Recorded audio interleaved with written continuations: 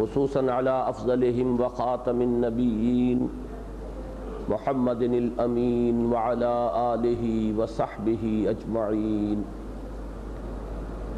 اما بعد فقد قال اللہ تبارک وتعالی اعوذ باللہ من الشیطان الرجیم بسم اللہ الرحمن الرحیم. آمن الرسول بما انزل الیہ من ربہ والمؤمنون کل آمن باللہ وملائکتہ وکتبہ ورسلہ لا نفرق بین احد من رسلہ وقالوا سمعنا واطعنا غفرانک ربنا وإلیک المصیر. وقال عز وجل ولكن البر من آمن بالله واليوم الآخر والملائكة والكتاب والنبيين. وقال تبارك وتعالى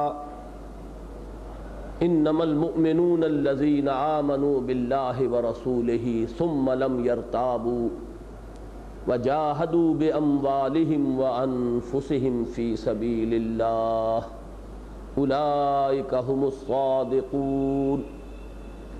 وقال عز وجل فأي الفريقين أحق بالأمن إن كنتم تعلمون الذين آمنوا ولم يلبسوا إيمانهم بظلم أولئك لهم الأمن وهم مهتدون.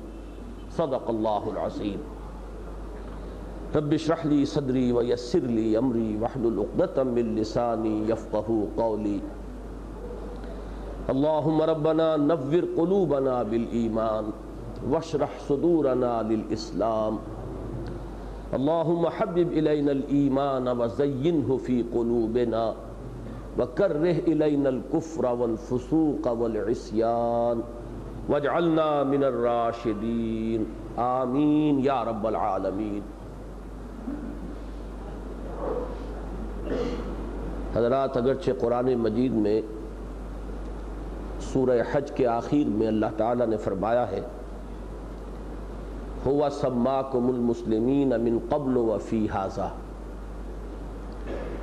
اس نے تمہارا نام رکھا ہے مسلم، پہلے بھی اور اس میں بھی. یہ امت مسلمہ ہے جس کے ہم افراد ہیں، لیکن دوسری طرف قرآن حکیم میں ہمیں کہیں بھی یا ایھا الذین اسلموا کے الفاظ سے خطاب نہیں فرمایا گیا. ہر جگہ خطاب کے الفاظ ہیں یا ایھا الذین آمنوا، اے وہ لوگوں جو ایمان لائے ہو. اسلام اور ایمان ایک اعتبار سے بالکل مترادف الفاظ ہیں. مسلم اور مومن ایک ہی حقیقت کے دو رخ ہیں، لیکن بعض پہلوؤں سے ان کے مابین بہت فرق و تفاوت بھی ہے. ہر شخص کم سے کم اس بات سے واقف ہے کہ اسلام کی جڑ بنیاد ایمان ہے، لیکن یہ کہ اس سے آگے عام مسلمان یہ تو بتا سکیں گے کہ ایمان کن کن چیزوں پر لانا ضروری ہے. لیکن اگر آپ یہ پوچھیں کہ ایمان کے لفظی معنی کیا ہے، اس کا اصطلاحی مفہوم کیا ہے، اس کے لوازم کیا ہیں، اس کے مراتب کیا ہیں، تو یہ وہ سوالات ہیں کہ جن کو واقعہ یہ ہے کہ کافی پختہ مذہبی مزاج کے لوگوں نے بھی کبھی لائق اعتنا نہیں سمجھا، بلکہ اکثر و بیشتر ہم اسے ٹیکن فار گرانٹڈ کے انداز میں لیتے ہیں. ہم مسلمان ہیں تو ایمان تو ہے ہی، ایمان نام ہے کچھ چیزوں کے ماننے کا. لیکن جیسا کہ میں نے عرض کیا، ایمان ہی اصل جڑ ہے، بنیاد ہے. لہذا ان 3 دنوں میں جو ایک کوشش کر رہا ہوں کہ میرے اب تک کے دینی مطالعے کا اور غور و فکر کا جو لب لباب ہے، یا ذرا ثقیل اصطلاح استعمال کر رہا ہوں، میرے دینی فکر کا جو خلاصہ ہے وہ میں آپ حضرات کے سامنے اختصار کے ساتھ لیکن جامعیت کے ساتھ پیش کر دوں تو اس کا آغاز میں کر رہا ہوں حقیقت ایمان کی بحث سے، اس لیے کہ یہی جڑ ہے، یہی بنیاد ہے۔ یوں کہا جا سکتا ہے کہ آج ہمیں ایک کتاب الایمان کا مطالعہ کرنا ہے جس کے متعدد ابواب ہوں گے۔ آپ حضرات بھی اپنی جگہ پر گنتے جائیں عنوانات کو اور ابواب کو، یہ اس لیے کہ اس کے حوالے سے پھر ان باتوں کو مستحضر رکھنا آسان ہوگا کہ جو میں آپ کے سامنے رکھوں گا۔ اگر اس طرح اس کے ٹکڑے نہ کیے جائیں تو ایک ہی بحث بہت طویل محسوس ہوگی، اسے ذہن نشین کرنا بھی مشکل ہوگا اور پھر اس کو ذہن میں محفوظ رکھنا بھی بہت مشکل ہوگا۔ تو اب میں آغاز کر رہا ہوں اللہ کے نام سے۔ پہلا باب اپنے ذہن میں متعین کر لیجئے، اور جن کے پاس کوئی کاغذ پینسل ہے وہ نوٹ کر لیں۔ پہلا باب ہے ایمان کے لفظی معنی۔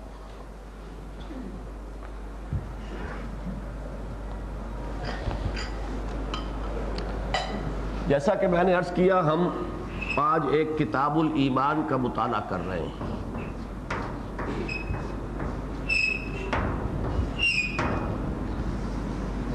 اس کے ابواب میں یہاں لکھتا جاؤں گا، اور باقی اگر کوئی ضرورت محسوس ہوئی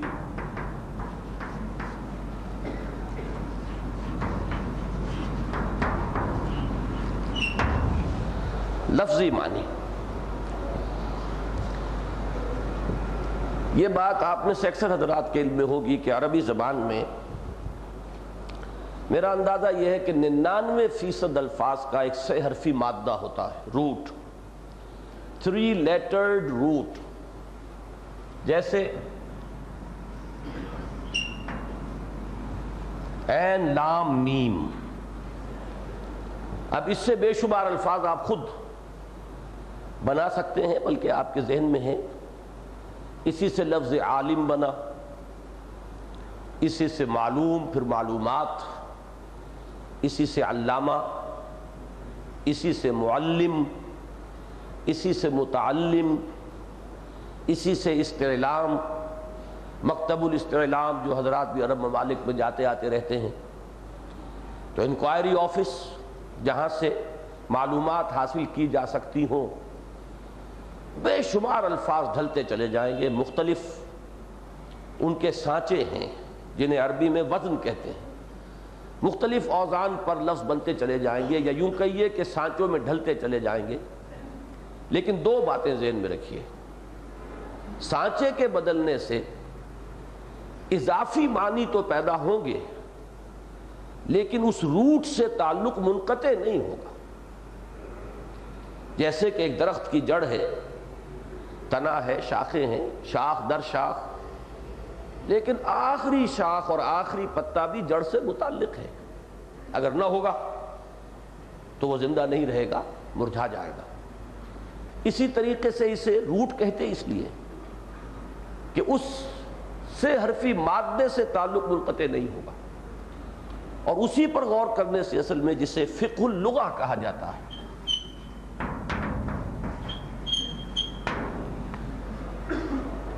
کہ زبان کا جو پس منظر ہے یا الفاظ کا گہرائی میں اتر کر مفہوم سمجھنا، یہ لفظ کہاں سے چلا تھا، کہاں سے بنا تھا، کہاں پہنچا، کتنا اس نے سفر طے کیا ہے، اس کو ہم کہیں گے فقہ اللغہ۔ اسی طریقے سے اب جو ایمان کا مادہ ہے وہ لفظ امن ہے، الف میم نون، اور یہ امن کا لفظ جو ہے اردو میں مستعمل ہے۔ اس کے معنی بیان کرنے کی ضرورت نہیں، البتہ میں چاہوں گا کہ نوٹ کر لیں۔ قرآن مجید اس امن کو اکثر و بیشتر ڈیفائن کرتا ہے 2 الفاظ کی نفی سے۔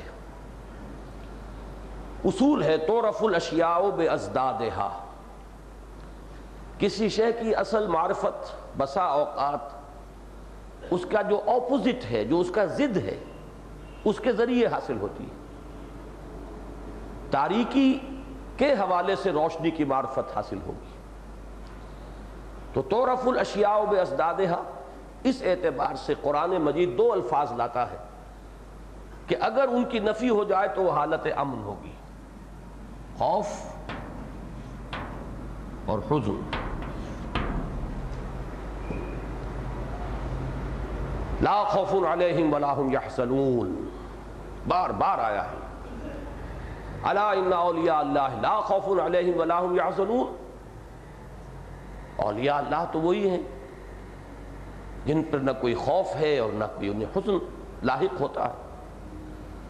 لیکن اس کے بعد آگے وضاحت کی وہ کون ہوتے؟ الذین آمنوا وکانوا یتقون، وہ کوئی علیحدہ نوع نہیں ہے، انسانوں ہی میں ہوتے ہیں جو ایمان لائیں اور تقوی کی روش اختیار کریں، وہی اولیاء اللہ ہیں۔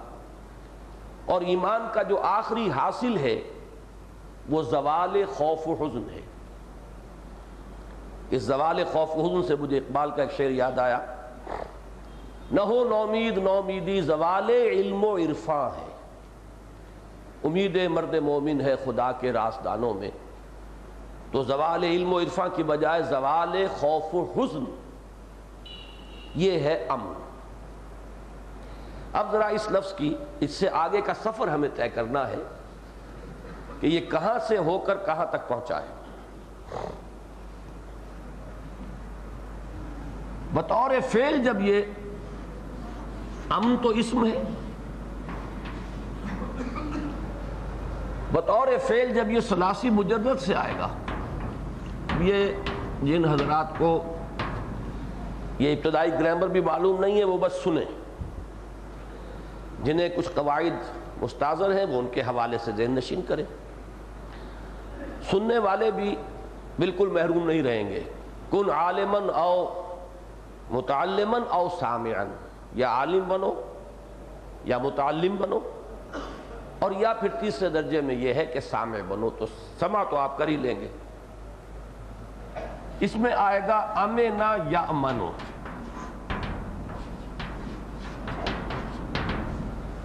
اور اس کے معنی ہوں گے امن میں ہونا۔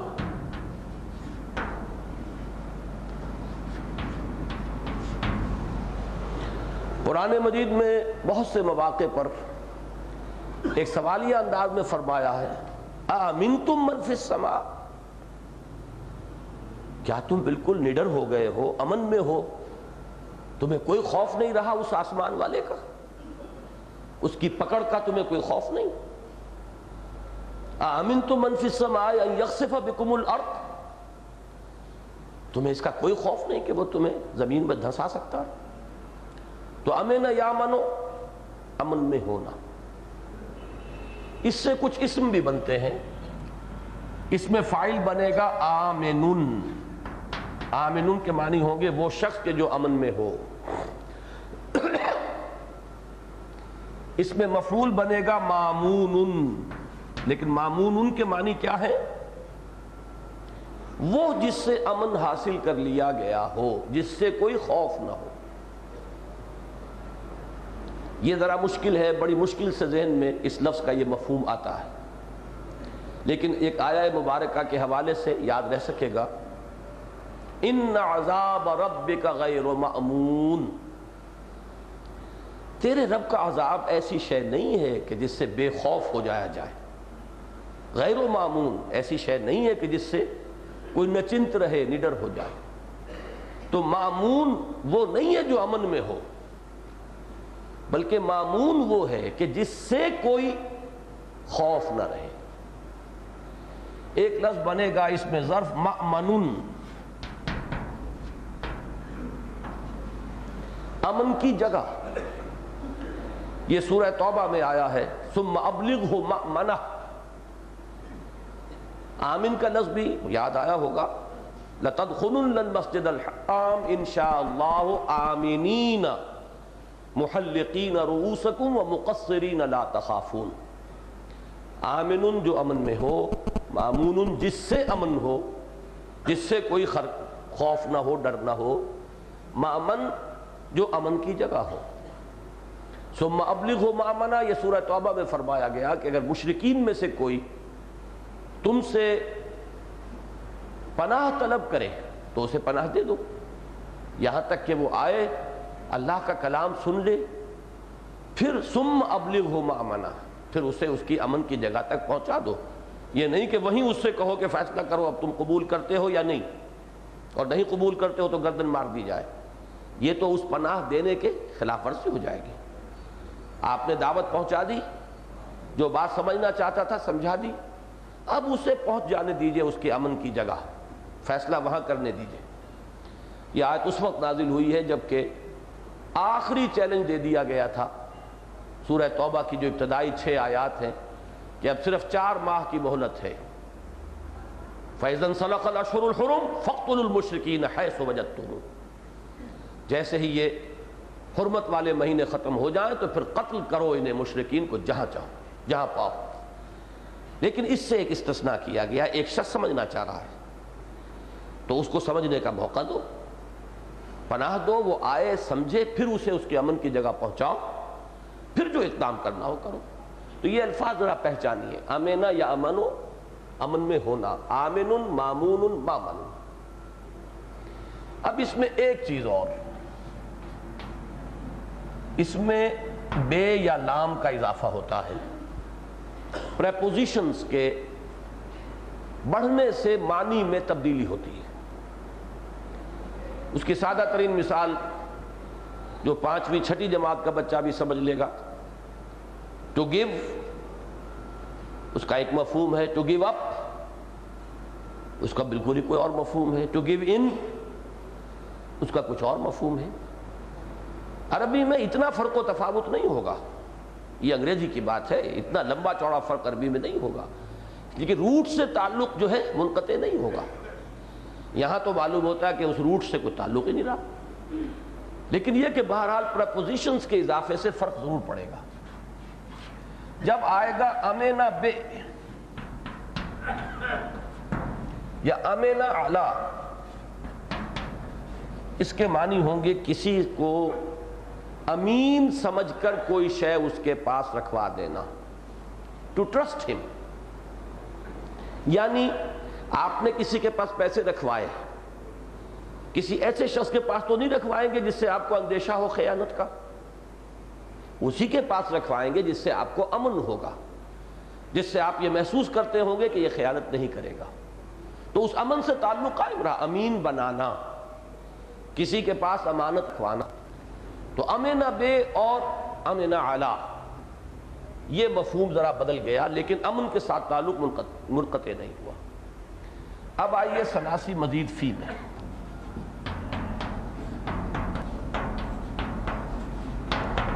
اس میں باب افعال میں اس کا مصدر بنے گا ایمان۔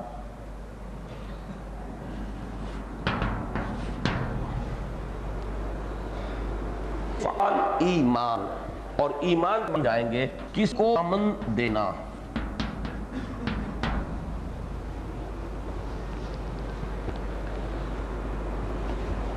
امنا یا منو، امن میں ہونا، اور اس سے بنے گا آمنا یومنو، کسی کو امن دینا۔ اب یہ متعدی ہو گیا، کسی دوسرے کو امن دینا۔ اس کو دو، بس یہ ادھر رہنے دو، یہ بٹھا دو سامنے۔ ایمان جو ہے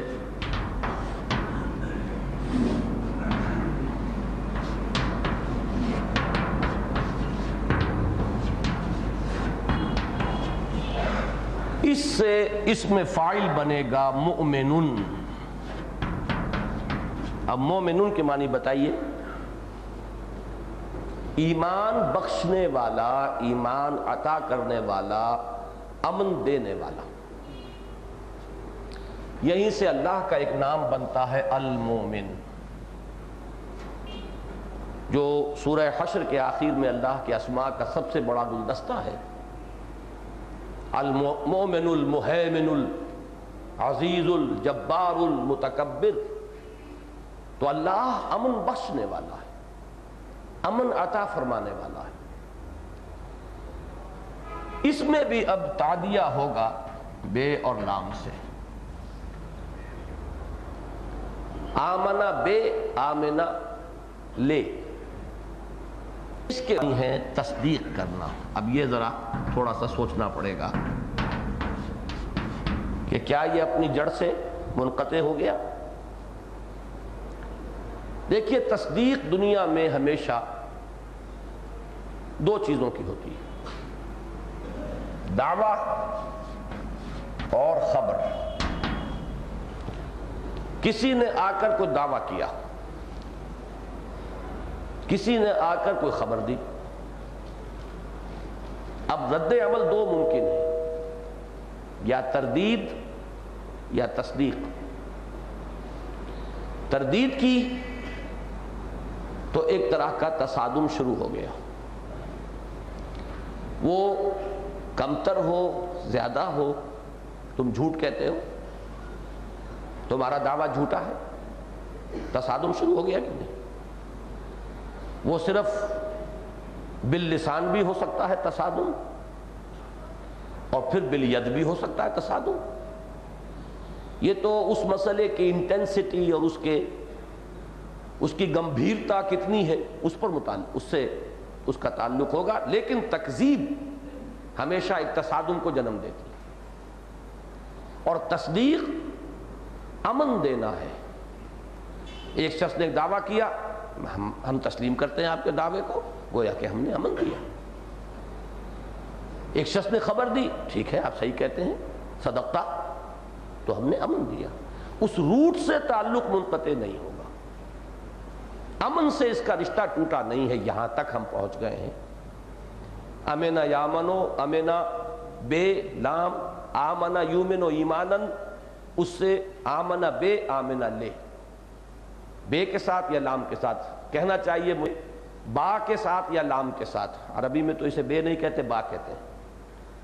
تو تعدیہ وہاں بھی ہوا تھا با اور لام کے ساتھ، یہاں بھی ہوا با اور لام کے ساتھ، لیکن ثلاثی مجرد میں جب اس کو با اور لام کے ساتھ ہم نے استعمال کیا تو اس کے معنی ہوئے کسی پر اعتماد کرتے ہوئے، کسی سے خوف محسوس نہ کرتے ہوئے، ٹرسٹ کرتے ہوئے کوئی شے، کوئی چیز اس کے پاس امانت رکھوا دینا۔ اور آمن یومنو کے ساتھ با اور لام جب آیا تو تصدیق کرنا، اسے امن دینا، اس کے دعوے کو مان لینا، اس کی خبر کو تسلیم کر لینا۔ اس میں ذرا سا ایک فرق اور نوٹ لیں کہ جب با کے ساتھ تصدیق ہوگی تو یہ ذرا گاڑھی تصدیق ہوتی ہے، وثوق کے ساتھ، یقین کے ساتھ، اور جب لام کے ساتھ ہی ہے تو بالعموم، ویسے یہ کہ ایکسیپشنز ہوتی ہیں، تو یہ سرسری طور پر مان لینا۔ تو ماننے کے یہ دو درجے تو ہمیشہ رہیں گے، کسی کے دعوے کو ماننا، کسی کی خبر کی تصدیق کرنا۔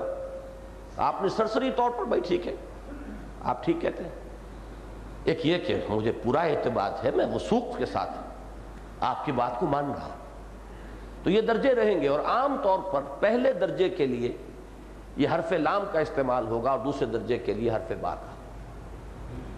پہلا چیپٹر ختم ہوا، اب دوسرا، صاف کر دو اس کو۔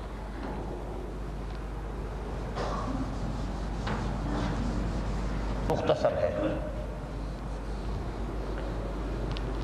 اصطلاحی مفہوم، وہ تو لغوی مفہوم تھا نا، لفظی معنی یا لغوی مفہوم، اصطلاحی مفہوم۔ اصطلاح میں یہ کسی تصدیق، نبی کی تصدیق، نبی نے دعویٰ کیا نبوت کا، بہت بڑا دعویٰ ہے۔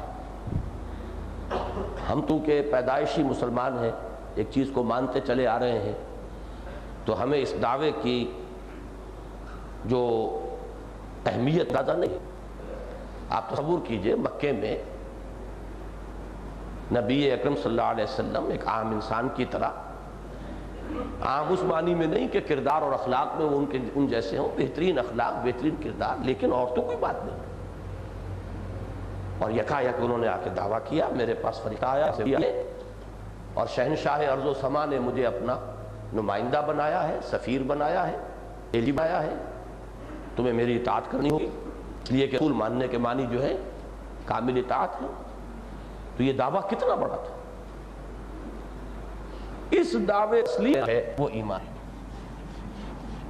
چاہے تو اس کو لکھ لیں، تصدیق بما جاء بہ النبی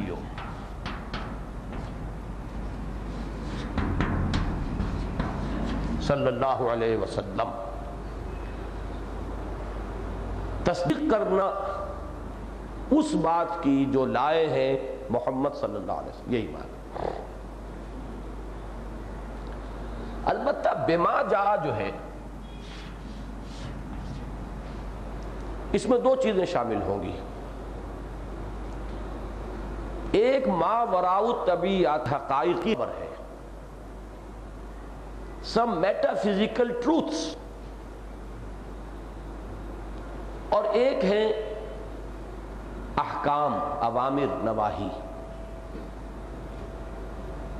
اللہ، اس کی ذات و صفات کی خبر، قیامت کا وقوع، جنت و دوزخ کی خبر، فرشتوں کا وجود، جنات کے بارے میں خبر، یہ سب کیا ہے؟ یہ ما وراء طبیعاتی حقائق ہیں جن کی خبر دے رہے ہیں محمد الرسول اللہ صلی اللہ علیہ وسلم۔ ایک یہ ہے کہ انہوں نے نماز کا حکم دیا، نماز سکھائی، فرمایا صلو کما رأیتمونی اصلی، نماز پڑھو جیسے مجھے دیکھتے ہو کہ میں نماز پڑھتا ہوں، فلاں شے حرام ہے، فلاں فرض ہے، واجب ہے۔ تو یہ دو حصے ہیں، تو بما جاء میں تو سب آ جائے گا،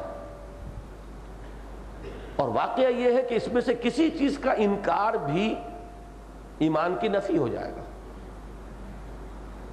البتہ عام طور پر لفظ ایمان کا اطلاق ہوتا ہے ان ما وراء طبیعاتی حقائق کو مان لینے پر جن کی خبر دی ہے محمد الرسول اللہ صلی اللہ علیہ وسلم۔ تو ویسے تو یہ جیسا کہ میں نے عرض کیا کہ تصدیق بما جاء بہ النبی یہ عام ہو گیا، لیکن عام طور پر جو استعمال ہے اس کا وہ حضور صلی اللہ علیہ وسلم کے لائے ہوئے احکام پر نہیں، بلکہ اس کا عمومی اطلاق ہوگا ان ما وراء طبیعاتی حقائق کے تسلیم کرنے پر جن کی خبر دی ہے محمد الرسول اللہ صلی اللہ علیہ وسلم۔ تیسرا باب، یہ ذرا طویل ہے لیکن دلچسپ ہے انشاءاللہ۔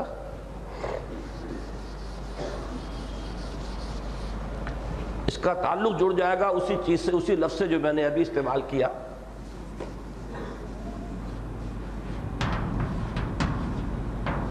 ایمان کا موضوع۔ اب ذرا کرسی رکھتے ہیں۔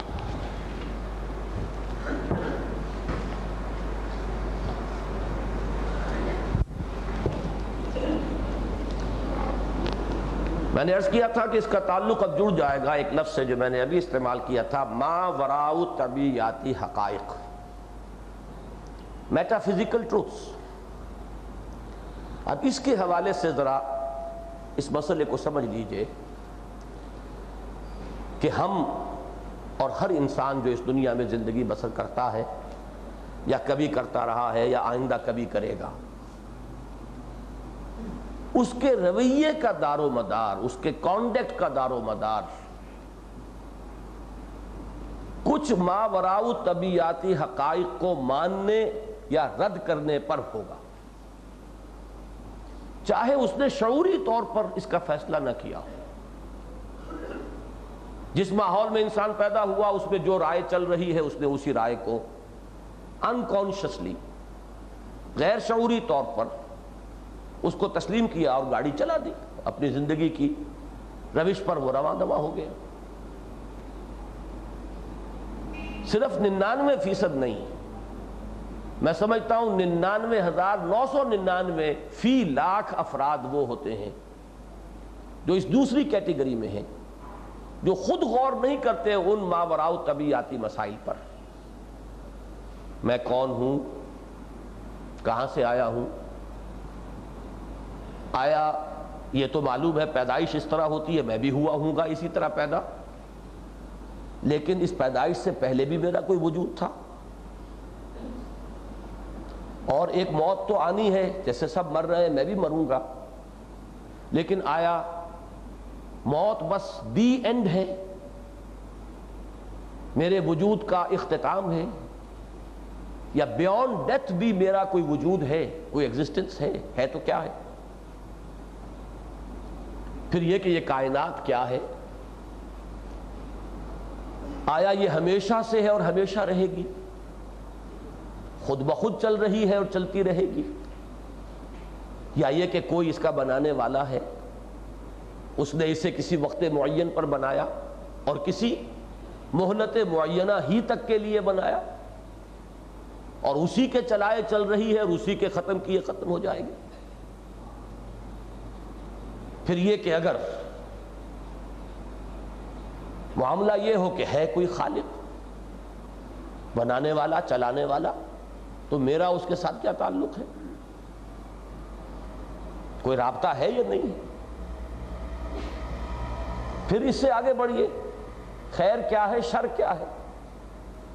یہ صرف میرے ذہن کی بنائی ہوئی اقدار ہیں یا کوئی ان کا کوئی معروضی وجود بھی ہے؟ کوئی واقعی اور مستقل اقدار ہیں خیر و شر کی؟ یا وہ بات ہے کہ nothing is good or bad, only thinking makes it so؟ سوال کا جواب چاہیے۔ اس سے آگے بڑھیے، علم کسے کہتے ہیں؟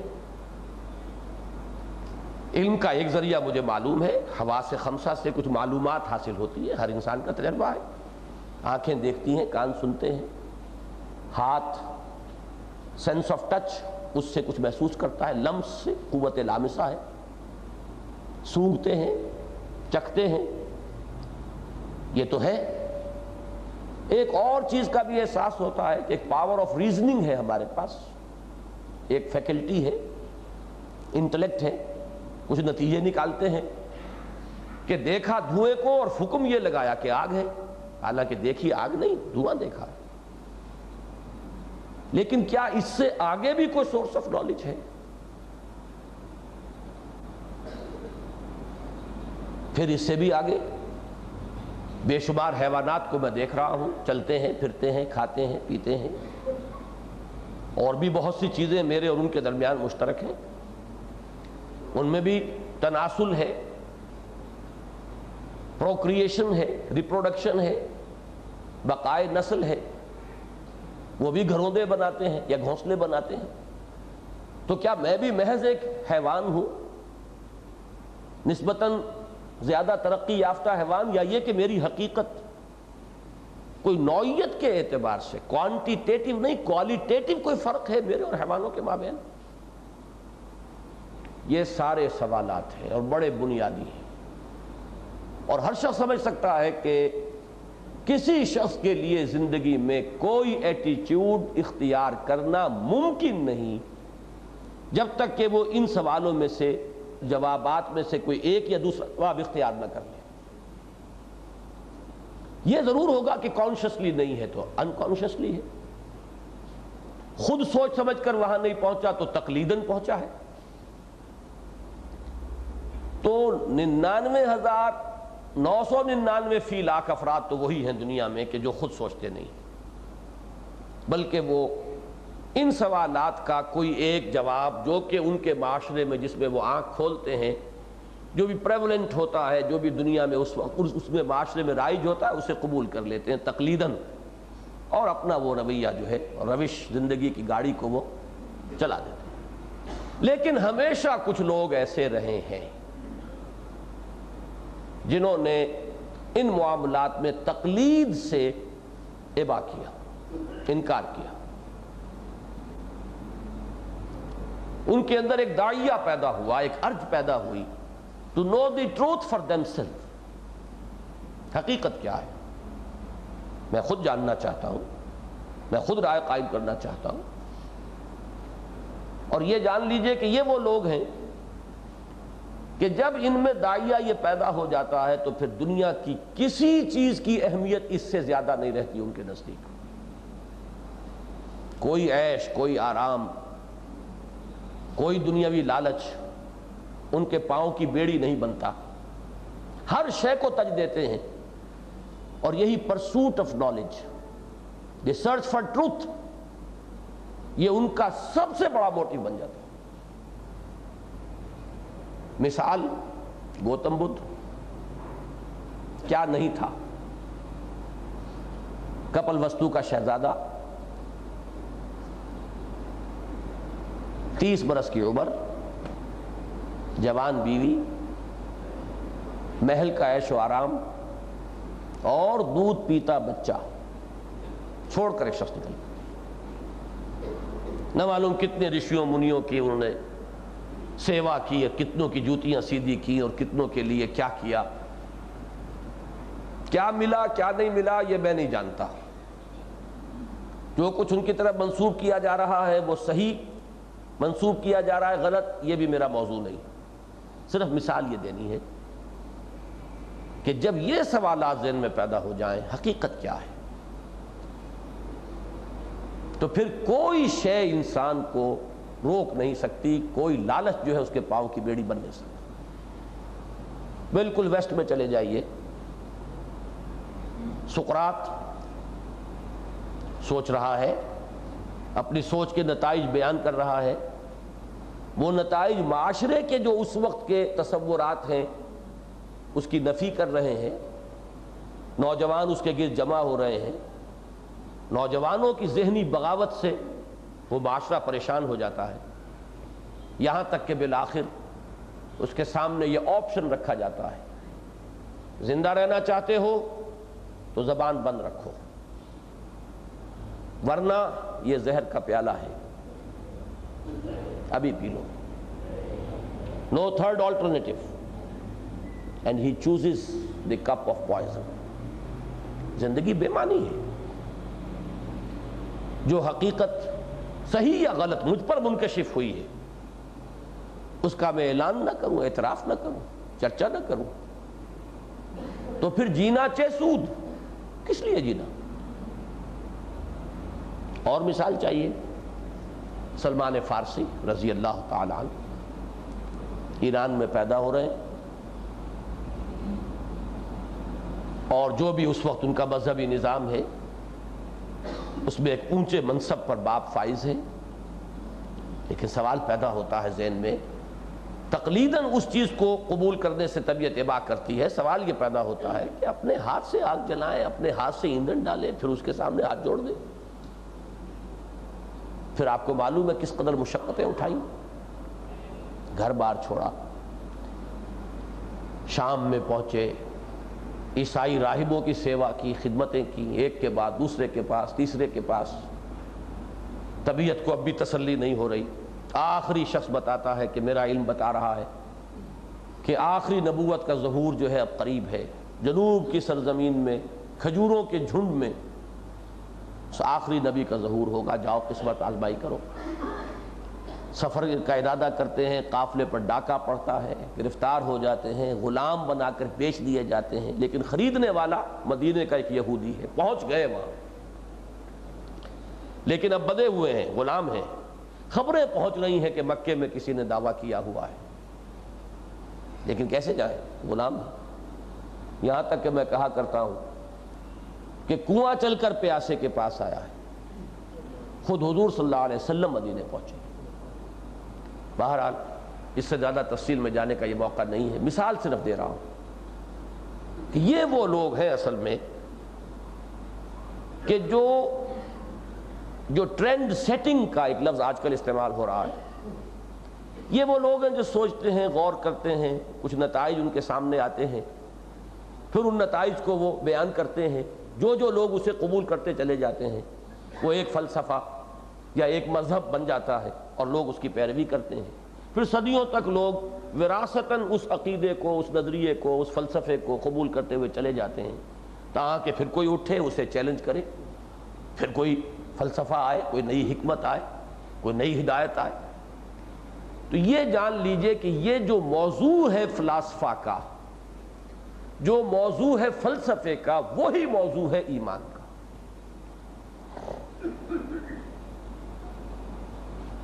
البتہ اپروچز جدا ہیں، موضوع وہی ہے، لیکن ایک فلسفی اپنے نتائج فکر کو پیش کرتا ہے یہ کہہ کر کہ یہ میری سوچ کا نتیجہ ہے، میں اس نتیجے تک پہنچا ہوں، میرا خیال یہ ہے، یہ بات یوں معلوم ہوتی ہے، وہ اسے کسی اور سپر نیچرل یا ان یوزول سورس کی طرف منسوب نہیں کرتا، اور پھر کبھی قطعیت کا دعویٰ نہیں کرتا کہ یہی الحق ہے، اس میں کسی شک و شبے کی گنجائش نہیں۔ جتنا بڑا فلسفی ہوگا اتنی ہی اس میں آپ تواضع پائیں گے، ہیوملٹی پائیں گے، وہ یوں بات پیش کرے گا کہ مجھے یوں معلوم ہوتا ہے۔ علامہ اقبال کے لیکچرز جو ہیں، ان کا جو دیباچہ ہے، مقدمہ، پریفیس، کبھی اس کو پڑھیے تو جو اس میں وہ تواضع، علمی تواضع اور جو ہیوملٹی سامنے آ رہی ہے کہ مجھے جو کچھ سمجھ میں آیا وہ میں نے پیش کر دیا ہے۔ میں یہ دعویٰ نہیں کرتا کہ یہی آخری بات ہے، ہمارا کام صرف یہ ہے کہ ہم اپنے اس فکر کو آگے بڑھائیں، غور و فکر کے عمل کو جاری رکھیں۔ ہو سکتا ہے کہ اس سے بہتر نتائج سامنے آئے، اس سے آگے کوئی فلسفی کوئی بھی بات نہیں کرے گا، اس لیے کہ وہ اس کے اپنے ذہن کا صغرا کبرا، اپنے فکر کی کڑیاں جوڑ کر اس نے کوئی نتیجہ بنایا ہے۔ اس کے برعکس کچھ لوگ ہمیشہ تاریخ میں ایک ہمیں چین ملتی ہے، کم سے کم ابراہیم سے لے کر حضرت محمد تک علی نبینا علیہ الصلوۃ والسلام، یہ تقریباً ان بروکن چین ہے، اگرچہ تھوڑا سا وقفہ ہے، لیکن یہ ہسٹوریکل چین ہے، اس لیے کہ اولڈ ٹیسٹمنٹ یہ ایک تاریخ ہے۔ تو prophets of the old testament, عہد نامہ قدیم کے انبیاء، وہاں سے بات چل رہی ہے۔ اس اعتبار سے ہم یہ کہہ سکتے ہیں کہ اس میں تسلسل ہے۔ یہ حضرات یہ کہتے ہیں، کہتے رہے ہیں کہ ہمیں ایک علم حاصل ہوا ہے، ان سوالات کا جواب ملا ہے ایک سپر نیچرل سورس سے جو عام لوگوں کے پاس نہیں ہے، اس ذریعے سے ہمیں ان سوالات کے یہ جوابات ملے ہیں، اور ہم دعوے سے کہتے ہیں کہ یہی حق ہے، یہی صحیح ہے۔ یہاں آ کر بڑا کنٹراسٹ نمایاں ہو جاتا ہے۔ ایک طرف یہ کہ وہ اسے اپنی فکر قرار نہیں دیتے، ان ہوا الا وحی یوحا، وحی ہے جو وحی کی جا رہی ہے، یہ میرا فکر نہیں، میری سوچ نہیں۔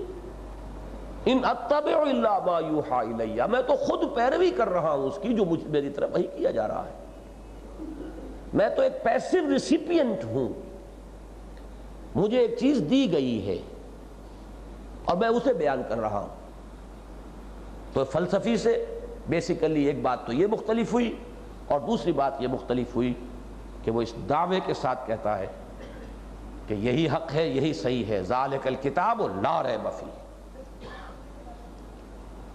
اس اعتبار سے تو زمین و آسمان کا فرق ہے، لیکن موضوع کے اعتبار سے کوئی فرق نہیں ہے۔ انہی سوالات کے بنیادی جوابات انبیاء کرام نے دیے ہیں، اور ان جوابات کے مجموعے کا نام ایمان ہے۔ اب آئیے چوتھا باب۔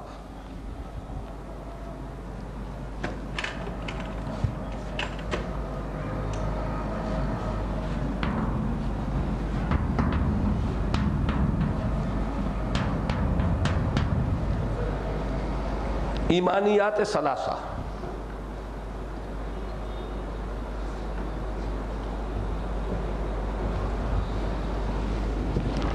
پہلے ہمیں ذرا جو سوالات ہم نے انیومریٹ کیے تھے، گنے تھے، ان کا جو جواب دیا ہے انبیاء کرام نے، پہلے وہ سمجھ لینا چاہیے۔ ایک بات اس میں ذرا مزید واضح ہو جائے کہ انبیاء کرام کے لائی ہوئی تعلیمات میں احکام کے اندر تو فرق اور تفاوت ہوا ہے۔ اس حصے میں جو ماوراء طبیعیاتی حقائق کی وضاحت پر مشتمل ہے، کوئی فرق نہیں۔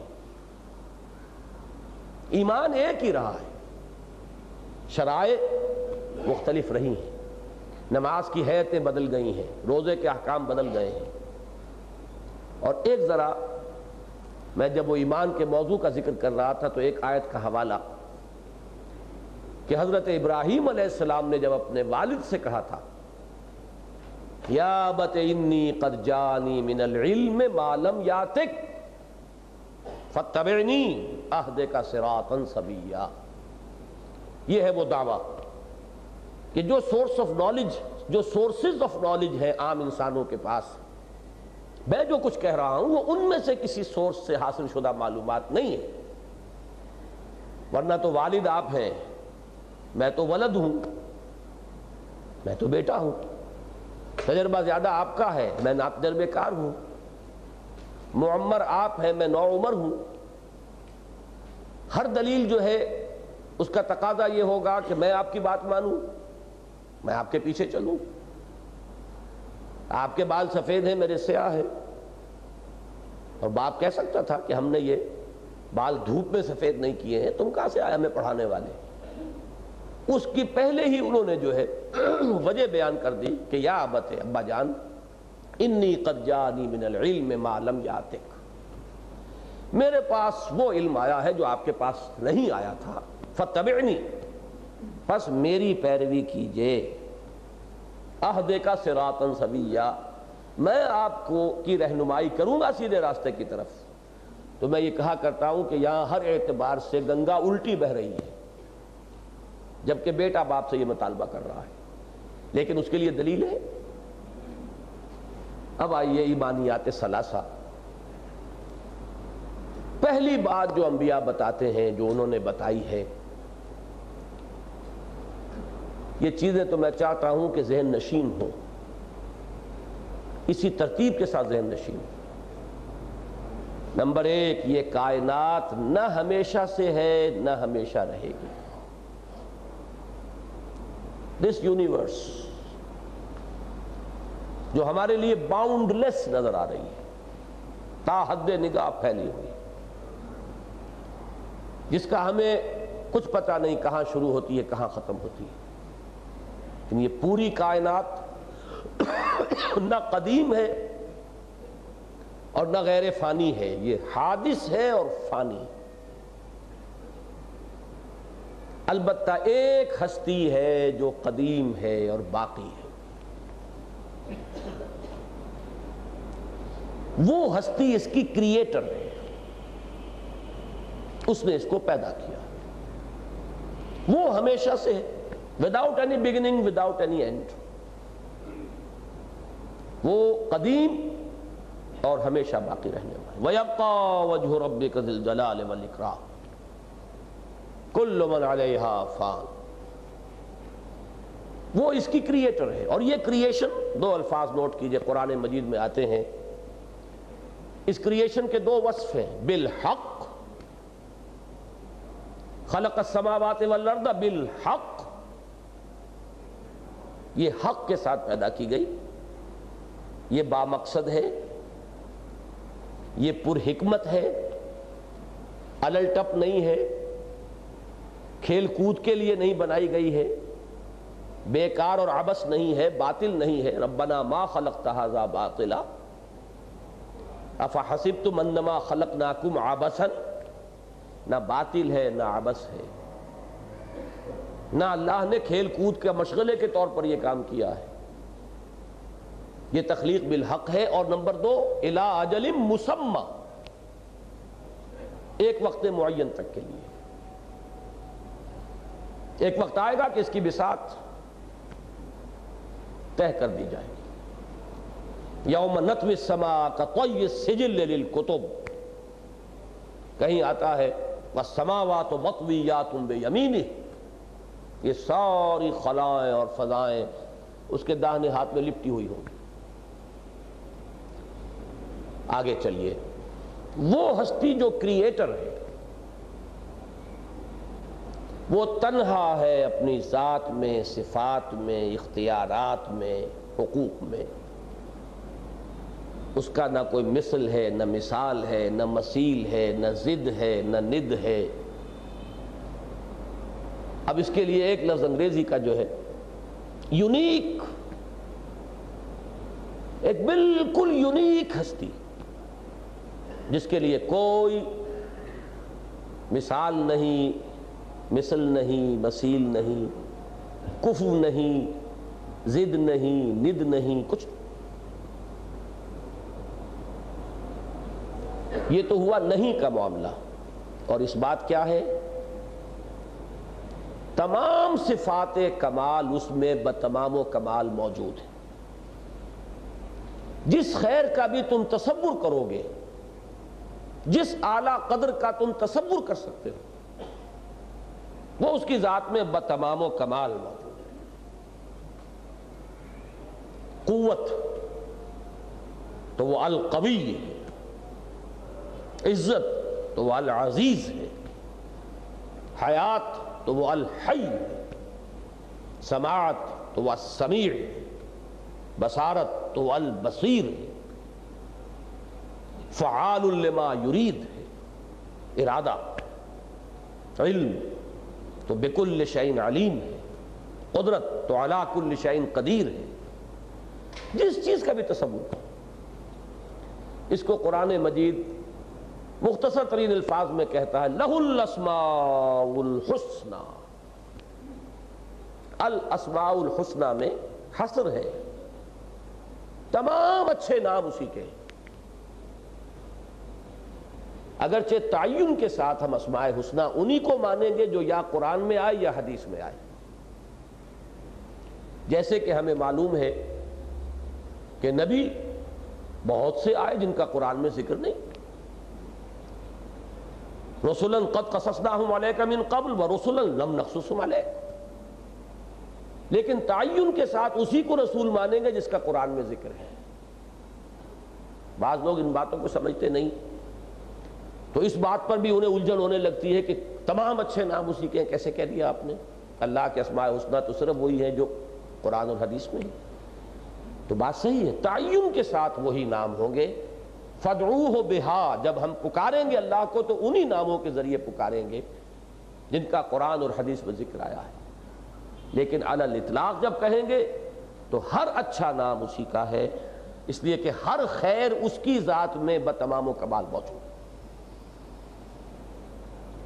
یہ جو کچھ میں نے اب تک بیان کیا ہے، اب اس کو آپ چاہیں تو ایمان باللہ کہہ لیں، اور چاہیں تو توحید کہہ لیں۔ ٹھیک،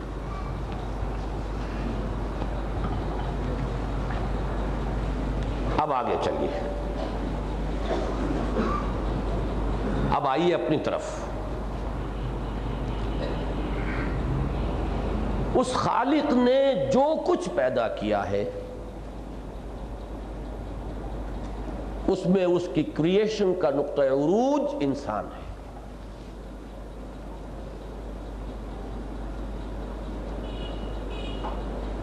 اس کا ماسٹر پیس، کلائمیکس اس کی کریشن کا، اشرف المخلوقات انسان۔ نمبر 2، انسان محض حیوان نہیں ہے، بلکہ وہ حیوان بھی ہے، مزید برآں اس میں ایک شے وہ ہے جو اسے ممیز کر دیتی ہے جملہ حیوانات سے، بلکہ جملہ مخلوقات سے، اور وہ اس کی وہ روح ہے جس کی نسبت براہ راست ذات باری تعالیٰ کے ساتھ ہے۔ وَنَفَخْتُ فِيهِ مِن رُوحِي فَقَعُوا لَهُ سَاجِدِينَ، 2 جگہ قرآن مجید میں آیا مضمون۔ فَإِذَا سَوَّيْتُهُ وَنَفَخْتُ فِيهِ مِن رُوحِي فَقَعُوا لَهُ سَاجِدِينَ، اس کی اصل حقیقت جس کے بنا پر وہ اشرف المخلوقات ہے، وہ یہ جسد نہیں ہے، یہ بھی ایوالوڈ ہے، یہ بھی ہائر لیول پر ہے، یہ بھی حیوانات سے اونچے درجے میں ہے، لیکن اس کی اصل جو کوالٹیٹیو فرق ہے، جو نوعیت کا فرق واقع ہوتا ہے، کیفیت کا فرق واقع ہوتا ہے، جو صرف کوانٹیٹیو نہیں ہے، وہ یہ ہے کہ اس میں اللہ نے اپنی روح میں سے پھونکا۔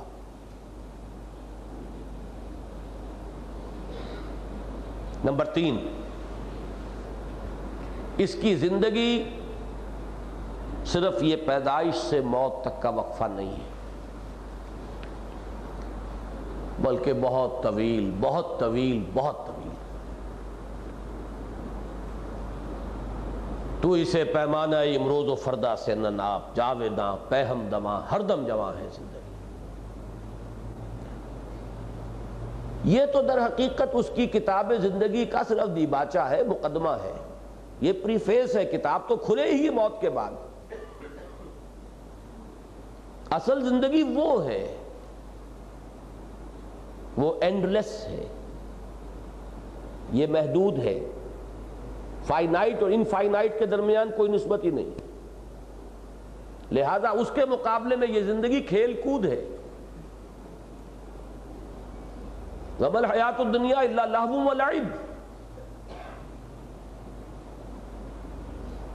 إِنَّ دَارَ الْآخِرَةَ لَهِيَ الْحَيَوَانُ، اصل زندگی تو آخرت کی زندگی ہے، جو ابدی زندگی ہے، جیسے کہ حضور نے فرمایا وَإِنَّهَا لَجَنَّةٌ أَبَدًا أَوْ لَنَارٌ أَبَدًا، پھر وہ یا جنت ہے ہمیشہ ہمیش کے لیے، اور یا آگ ہے ہمیشہ ہمیش کے لیے۔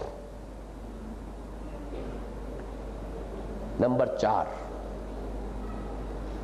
زندگی کے یہ 2 حصے کر دینے کی وجہ یہ ہے کہ یہ حصہ چھوٹا سا چنک جو کاٹا گیا، اسے ایک امتحانی وقفہ بنایا گیا۔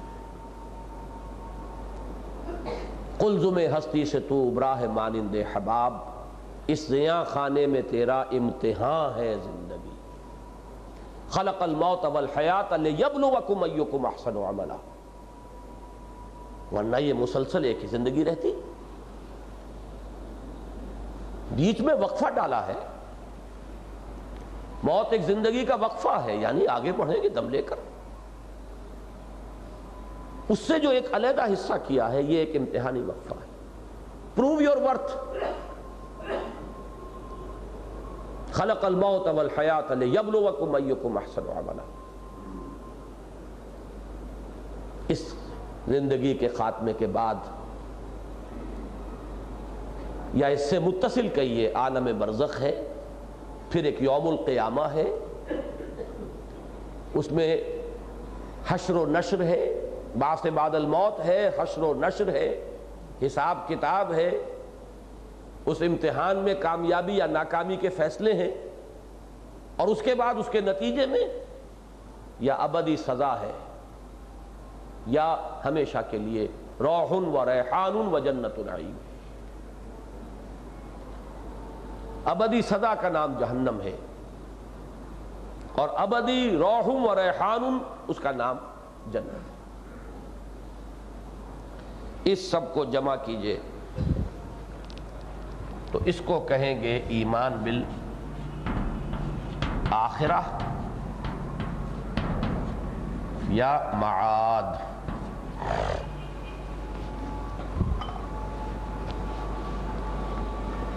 اب آئیے تیسری چیز، یہ ذرا زیادہ مشکل ہے، اس کو اور توجہ کو کنسنٹریٹ کیجئے، مرتکز کیجئے۔ پہلے ایک کوسچن اپنے سامنے لائیے، ایک سوال، اس امتحان کی اساس کیا ہے؟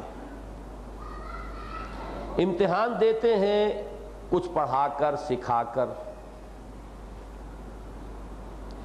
آزمایا جاتا ہے کچھ دے کر۔ آپ نے کسی کو اختیار دیا، آزمائش میں آ گیا، صحیح استعمال کرتا ہے یا غلط استعمال کرتا ہے۔ آپ نے بچے کو کچھ پیسے دیے، اب آپ دیکھیں گے کہ وہ کہاں خرچ کرتا ہے، اس کی پرائرٹیز کیا ہیں، اس کی ترجیحات کیا ہیں، اس سے آپ کو اندازہ ہوگا اس کے رجحانات کیا ہیں۔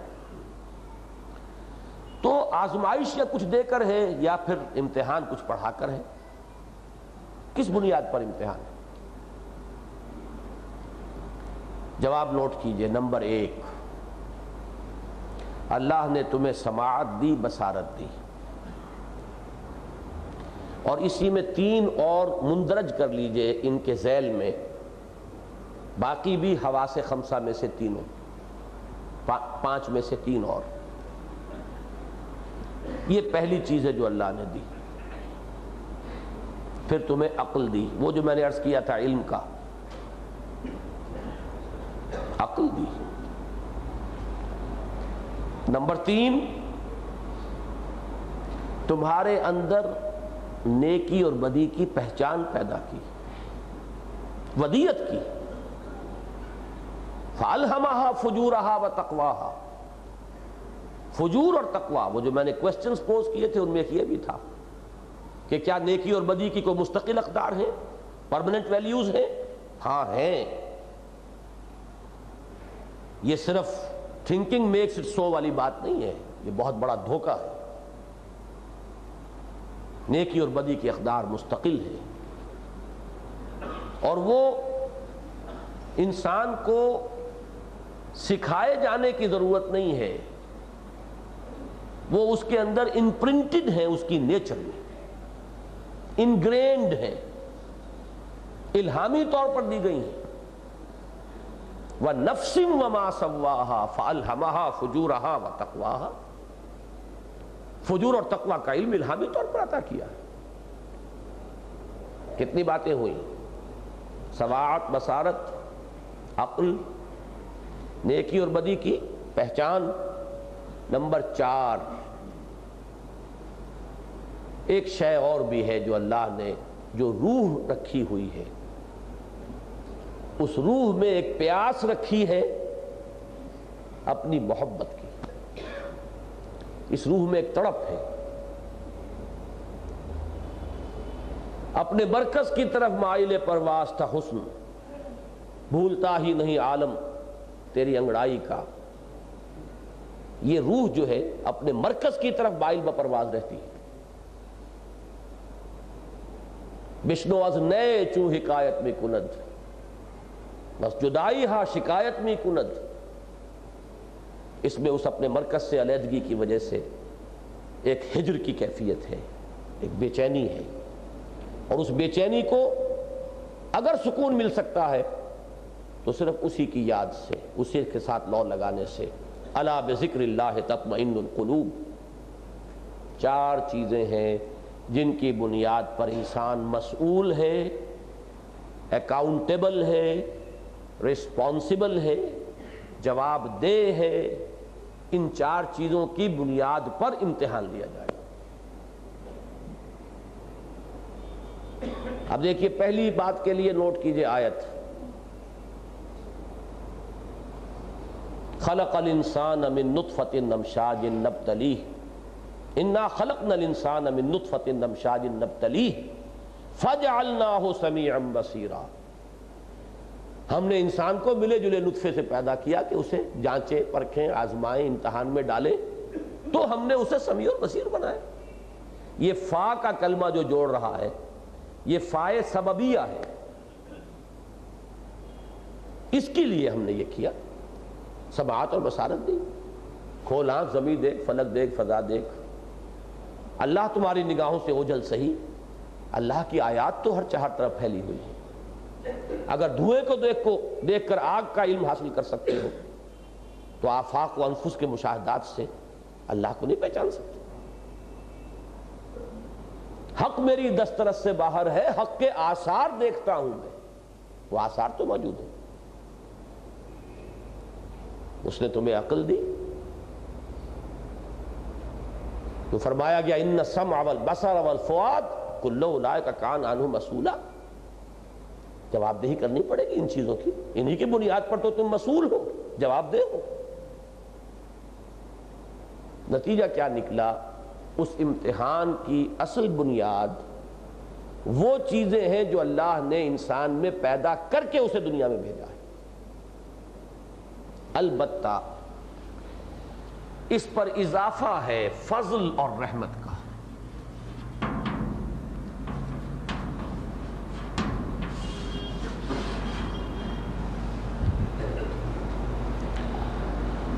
اللہ کا یہ فضل ہوا ہے انسان پر،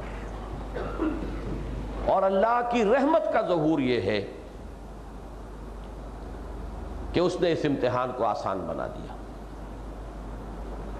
یہ وہ تیسیر ہے، اصل بنیاد یہ نہیں ہے، تیسیر امتحان ہے یہ، تیسیر الامتحان، کہ اللہ نے ایک سلسلہ جاری فرمایا، وحی، نبوت، وحی، کتاب، نبی، رسول، انسانوں میں سے نہایت اعلیٰ اخلاق و کردار کے حامل انسانوں کو، جن کو خاص طور پر اسی کے لیے تیار کیا جاتا تھا، یہ کوئی ایٹ رینڈم چوز کرنے والی بات نہیں تھی۔ جیسے کہ سورہ طٰہٰ میں فرمایا وَاصْطَنَعْتُكَ لِنَفْسِي، اے موسیٰ کہاں جا رہے ہو، ہم نے تمہیں اپنے لیے بنایا ہے، تیار کیا ہے، کہاں کہاں سے گزار کر تمہیں یہاں لائے ہیں، وَاصْطَنَعْتُكَ لِنَفْسِي۔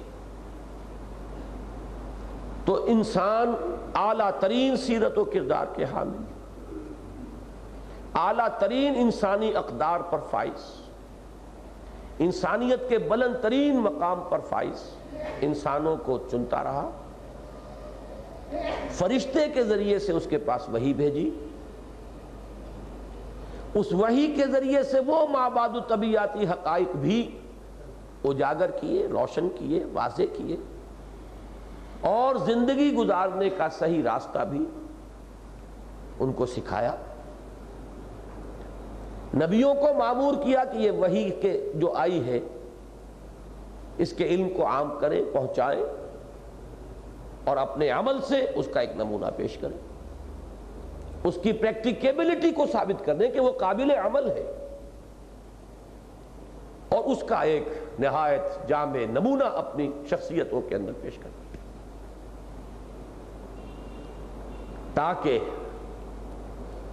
اب جن کی وہ اپنی اوریجنل فیکلٹیز کچھ ماند پڑی ہوئی ہوں، کچھ ماحول کا گردہ آ گیا ہو آئینہ قلب پر،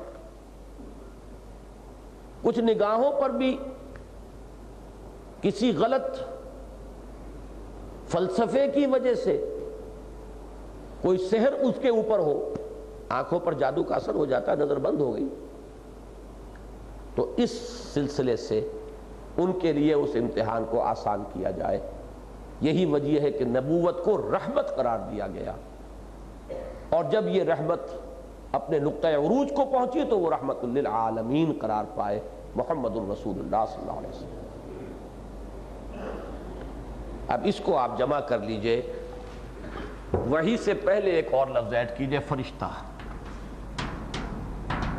فرشتہ وحی لایا، وہ وحی اس کا ریکارڈ کتاب ہے، جن انسانوں کے پاس وہ آیا وہ نبی ہے، اور جب نبی کسی معین آبادی یا بستی یا قوم کی طرف مبعوث ہو جاتا ہے تو وہ رسول ہوتا۔ اس سب کو جمع کیجئے تو یہ ہے ایمان بالرسالت۔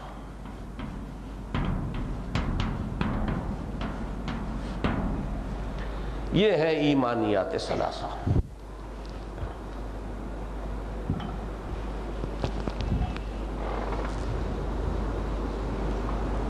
اب آئیے پانچواں باب۔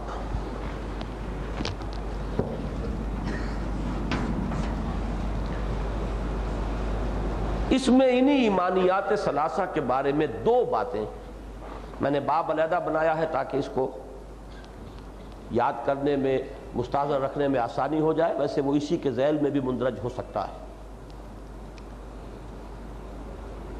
پہلی بات تو یہ کہ ان میں سے اصل ایمان، ایمان باللہ ہے۔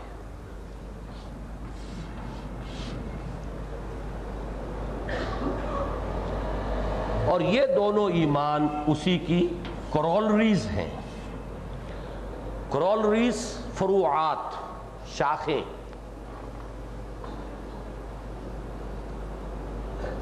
اس لیے کہ ایمان بالآخرہ بھی اللہ کی صفت عدل کی ایکسٹینشن ہے.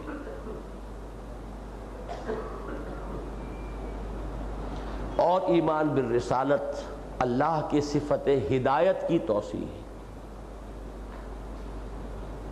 لہذا یہ دونوں شاخیں ہیں اور کل ایمان در حقیقت ایمان باللہ ہے. اس کو ہم تعبیر کرتے ہیں ایمان مجمل اور ایمان مفصل.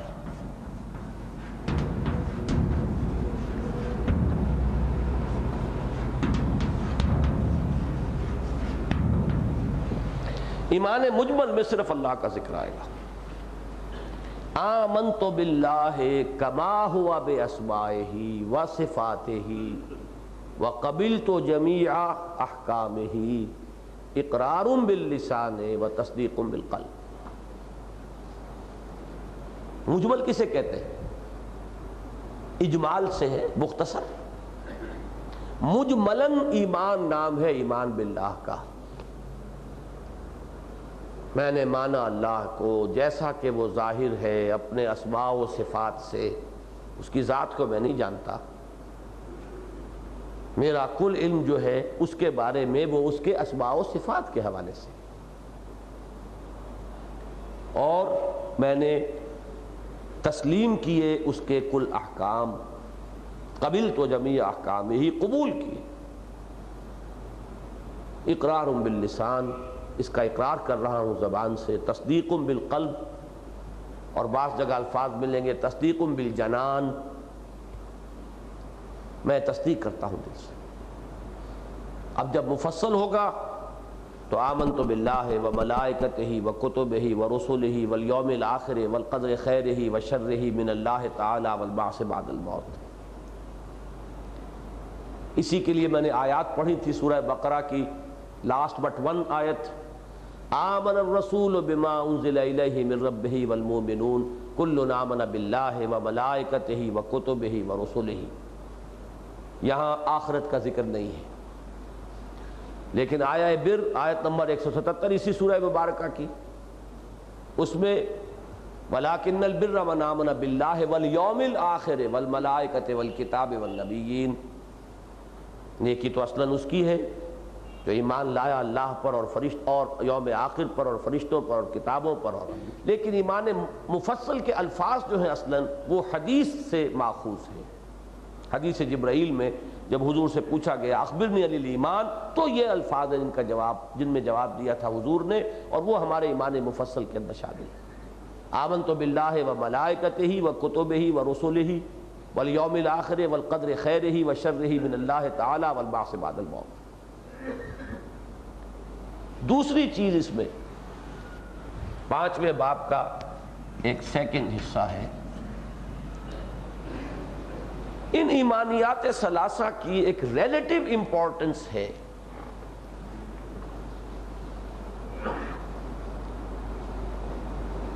الفاظ میرے نوٹ کیجئے. علمی، نظری، فکری، اصولی اعتبار سے اصل ایمان ایمان باللہ ہے.